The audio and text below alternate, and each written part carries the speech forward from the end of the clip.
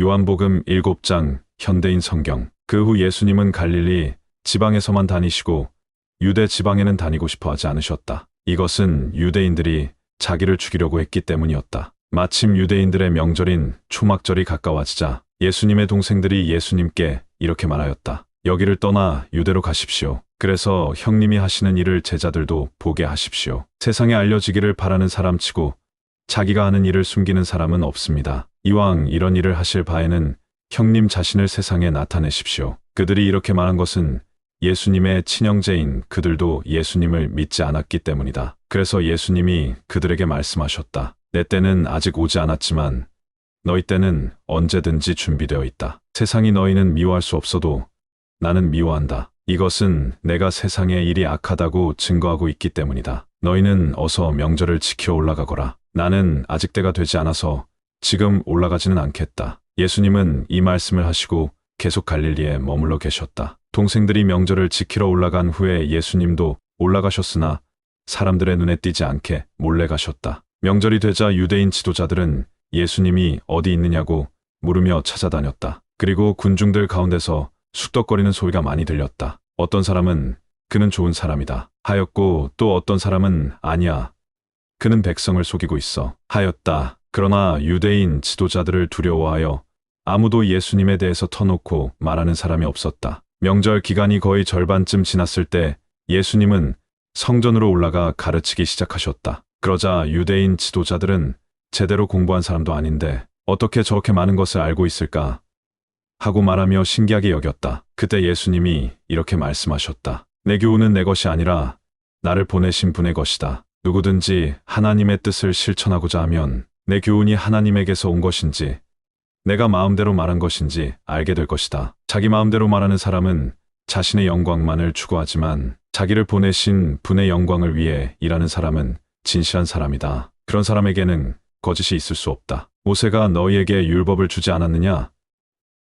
너희는 한 사람도 그 율법을 지키지 않으면서 왜 나를 죽이려 하느냐? 이 말에 군중들이 당신은 귀신이 들렸소. 누가 당신을 죽이려 한단 말이오?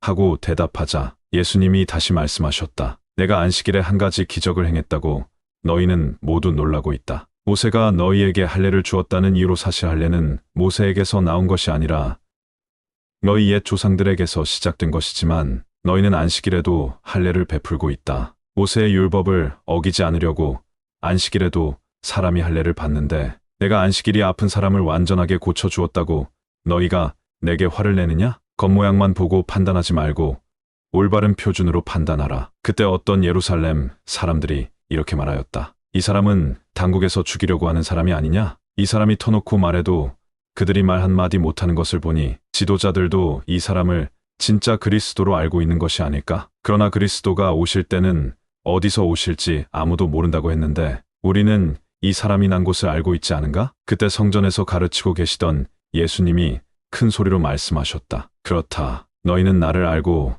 또 내가 어디서 온 것도 알고 있다. 그러나 나는 내 마음대로 온 것이 아니다. 나를 보내신 분이 따로 계신데 그분은 참되신 분이시다. 너희는 그분을 모르지만 나는 알고 있다. 이것은 내가 그분에게서 왔고 그분은 나를 보내셨기 때문이다. 그 말을 듣고 유대인 지도자들이 예수님을 잡으려고 하였으나 한 사람도 그분에게 손을 대지 못할 것은 아직 그분의 때가 되지 않았기 때문이었다. 군중들 가운데 많은 사람들이 예수님을 믿고 이렇게 말하였다. 그리스도께서 오신다고 해도 이분이 행하신 것만큼 많은 기적을 베푸실 수 있겠는가? 바리새파 사람들은 군중들이 예수님에 대하여 수군거리는 소리를 들었다. 그래서 그들과 대제사장들은 예수님을 잡아오라고 성전 경비병들을 보냈다. 그때 예수님은 내가 조금만 더 너희와 함께 있다가 나를 보내신 분에게 돌아간다. 너희는 나를 찾아도 만나지 못할 것이며 내가 있는 곳에도 오지 못할 것이다. 하고 말씀하셨다. 그러자 유대인 지도자들이 서로 말하였다. 이 사람이 어디로 가기에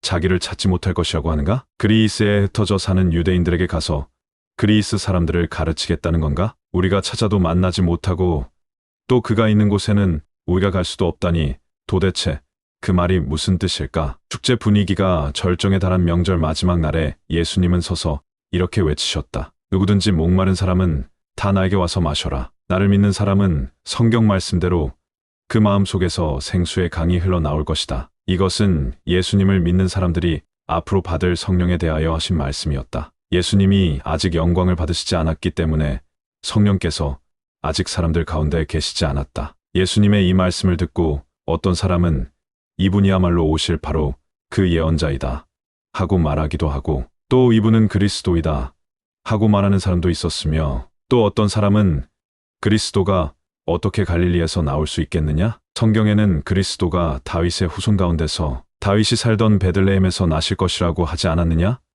하고 말하기도 하였다. 이와 같이 사람들은 예수님에 대해서 서로 의견이 엇갈렸다. 그들 가운데는 예수님을 잡아가고 싶어하는 사람도 있었으나 예수님께 손을 대는 사람은 아무도 없었다. 성전 경비병들이 그냥 돌아오자 대제사장들과 바리새파 사람들이 왜 그를 잡아오지 않았느냐? 하고 물었다. 그래서 그들은 지금까지 이 사람처럼 말하는 사람은 없었습니다 하고 대답하였다. 그러자 바리새파 사람들이 말하였다. 너희도 꼬임에 빠졌느냐? 유대 당국자들과 바리새파 사람 중에 그를 믿는 사람이 있었느냐? 율법을 모르는 이 군중들은 저주받은 자들이다. 그때 그곳에 있던 한 바리새파 사람, 곧 전에 예수님께 찾아간 일이 있던 니고데모가 우리 율법에는 사람을 판결하기 전에 먼저 그 사람의 말을 들어보고 그가 할 일을 알아보도록 되어 있지 않소? 하자 그들은 당신도 갈릴리 사람이오? 성경을 찾아보시오. 갈릴리에서 예언자가 나온다는 말이 어디 있소? 하고 쏘아붙였다. 그리고서 사람들은 모두 자기 집으로 돌아갔다.